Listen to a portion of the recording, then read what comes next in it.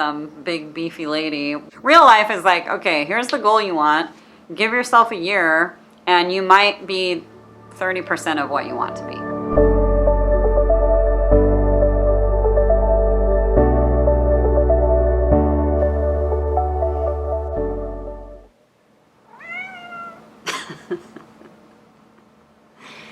Hi everybody, it's been probably 4 years since I put out a video, and I'm here to kind of update you guys on my life of what's happened since my last video.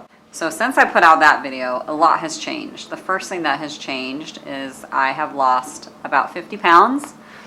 I started weighing myself, I was about 185 pounds, and by March of this year, 2021, I was down to 135 pounds. The change for me with my mindset, and I swear to God it's all about mindset, was I knew it wasn't a short-term goal. And the moment I realized this is not a short-term goal, that this is a long game, that I'm giving myself a year to get to even remotely close to where I want to be. Because I know, I'm smart enough to know that these like 20, and I'm 37, okay? I feel like I look pretty good for 37. I'm 37, and I don't identify with a lot of these Instagram influencers who are saying like, join my fitness challenge for 6 weeks and get your body that you want. It's like, that's marketing, that's not real life. Real life is like, okay, here's the goal you want. Give yourself a year and you might be 30% of what you want to be. Depending on how much you have to lose, depending on what your aesthetic goals are, depending on what your health goals are. Not everybody who loses weight is doing it to look good in a bikini. I was doing it to lessen my inflammation. I started to take it seriously last summer and decided that, okay, I could give up drinking alcohol because it's not doing me any favors, and I can give up gluten because gluten supposedly is inflammatory for your arthritis. My medicine, the Humira that I was on, put me in remission, and I got to a point where I felt pretty good relatively compared to being not on the medicine. I felt better, and I had gotten x-rays. They said it was in remission. For reference, my psoriatic arthritis is mostly in my spine. It's in my hands and feet too, but like not as bad. I gave up the alcohol, I gave up gluten, and started to exercise what I could do on my Peloton. I cooked all my meals, my breakfast, I meal prepped. I was working from home, so it wasn't really hard to prep all my food and, make it like, plan ahead. So I would use my FitnessPal. I would plan my meals for the next like few days, plug it into my FitnessPal, and twice a week or so I would meal prep, just like ingredients separately. So like a protein of some kind, grain of some kind, carb of some kind, and vegetables. And then I would always buy, fresh fruit and prep like oatmeal ahead of time. So for breakfast it would be like oatmeal, or it would be eggs and like turkey bacon. I was trying to cut down like my excess like fat too, to where my macros at the time and my calories at the time was probably like around 14 to 1500 calories. I was pretty sedentary aside from doing the Peloton, and I had weight to lose. When you're eating a lot of really good food that doesn't have like a ton of like excess crap in it, like you're eating a lot of food for that many calories. And I wasn't cutting anything out besides the gluten and the alcohol fully, but I was just making these really good balanced meals. So I was also at the time had started working with this like trainer who also was handling my macros and giving me workouts to do, but everything was from home and it was just kind of hard. So in March, I was around 100. From January to March, I had lost another 10 pounds. And so I was about 135 pounds. I started at 185 pounds, which was actually probably less than my highest because I was refusing to weigh myself at that size. So now it's December. I work out pretty regularly, 4 to 5 days a week, weightlifting, cardio probably 1 or 2 days a week if I'm in the mood. And I've gotten, my body has changed even further from March. I'm still not anywhere near where I want to be. I give myself, another year.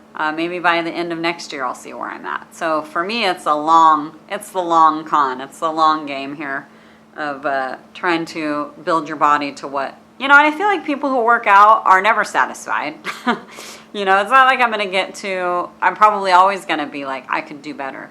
And that's just my personality. But by March, I was pretty freaking happy with where I was. And I'm 5'7" on a good day. So for me, 5'7", 135 pounds, pretty small. I went from having a waist of like 34 inches or something and I was at like a size 14 to size 2, waist of like 25 and a half, 26 inches. So that was like crazy. I didn't even know that I could be that small. And honestly, I attribute a lot of the waist smallness to getting rid of gluten and the alcohol, because that would bloat me like crazy. And even when I was small, weighed 135 pounds 20 years ago, I never had that small of a waist. So my waist was smaller than it has ever been. And I fit into, I looked like a different person. And it was just crazy to like see myself, because this is the me that is like, I know is me. But when I was in a larger body, that didn't feel like me. I just felt uncomfortable all the time. And everybody's not going to feel like that. And this is my journey, and your journey is your journey. And I, felt uncomfortable at that size, but that doesn't mean that size is bad. It just means that for me, for my body, it wasn't what I felt was right for me. And I don't have any kind of eating disorder. I'm not fighting any kind of thing. So counting the calories, counting my macros, I enjoyed that because it gave me like a plan, and it gave me structure, and it gave me like something to stick to. But I cheated. I don't like using that word, but like I didn't cut anything out, and I enjoyed family dinners, and I enjoyed going out with my friends, and I enjoyed doing the same things I always did, because I knew that one night here and there is not going to like mess everything up in the long term, because I'm giving myself, like I said, I was giving myself a year to get to my goals. And at that time in March, it was only 6 months or so that I had really been working at it. And I think too, when you're don't feel comfortable in yourself, when you're heavier, or when you just, I don't know, you have a bad haircut, you just don't have like the confidence that you normally would. So for me, the confidence was always in there, but I couldn't fish it out until I felt comfortable in my size of body. So I was able to like, knowing what to do, in a weight room, gives you confidence because you have a plan. You have something you're sticking to. So now I just work out every day, and I don't even think twice about it. I'm like, I immediately get there on a day where I need to do legs or something. I'm like, I really hope a squat rack's open. When before I would like never even approach a squat rack. I'm like, would be scared out of my mind. So now I enjoy that. I enjoy that like feeling of walking past all the guys and going to get my weights, and I just like that feeling. So I just hit it hard because the gyms in my city had opened again, and I live here in Sacramento. I have a Planet Fitness 5 minutes from my house, so I started going, and I started going early in the morning. At that time I was going at like 5 in the morning, and at this point I had been vaccinated, and felt pretty safe like being in a gym in that close of environment. So I just started going like as much as I could every day. And I had a couple of issues, like I had hurt my back a couple of times, and so you take off like a week. And that's just part of the process. I keep going back to saying that it's a long game. So you're not going into this and you're going to lift weights. First of all, it's hard to build muscle as a woman. So especially as a 37-year-old woman, I have friends who are like, think they're gonna like turn into the Hulk if they pick up like a 10-pound weight. Like, I'm in there lifting as heavy as I possibly can, and all it's doing is making me leaner. You know, it's not making me into this like Hulk of a woman. Like, if I wanted to do steroids or something, that'd be different. But it's hard to build muscle as a woman. So I have all these friends who think that they're like gonna just turn into, I don't know, some big beefy lady when they're just doing cardio all the time. And I'm like, you gotta like, you know, if you want a butt, or if you want to like lean out, if you want to like tighten everything up, you have to lift weights, and you have to lift heavy weights. So since my journey from a little over a year ago till now, I have increased my calories, and I started like what I said I started when I first started losing weight. I was eating around 1,400 to 1,500 calories a day, and giving myself the leeway to have, you know, fun meals with friends and family and not be so strict. But if I followed that calorie amount every, I don't know, probably 90% of the time, then that 10% of the time that I ate kind of whatever I wanted and didn't really track, didn't really like have much of an effect. I may be bloated for a few days, but I knew that that wasn't fat gain. You can't gain that much fat. You can't, if you're gaining 5 pounds over a day, it's not fat, it's water weight. Your body holds on to a lot of water. So I was, but I had weight to lose. So you can't diet forever. You can't eat in a calorie deficit forever, because your body will just get like used to it. And, you know, you have to, and you're not going to build muscle if you're eating in a calorie deficit forever. So if you have fat to lose, yeah, eat in a calorie deficit, you'll lose weight. But once you get down to where your body's like, I don't really have much more fat to lose, which was where I was at in March at 135 pounds, I needed to start eating more to increase my, I needed to start eating more to be able to increase my muscle mass.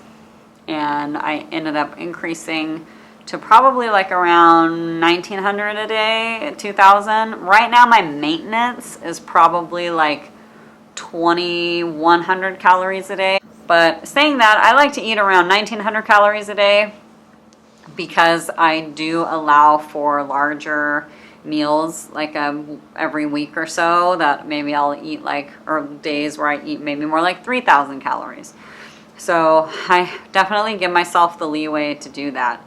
And now that it's winter time around Christmas, I've not really been like, I've kind of just been eating whatever, but my body's still small. Like, I'm not, I maybe have gained a couple of pounds, but I'm not so strict on my diet that I'm working towards, I don't know, you just can't do that forever. You can't like be so strict forever, because you have to enjoy your life. And right now, this month, I'm at that point where I'm just kind of enjoying my life.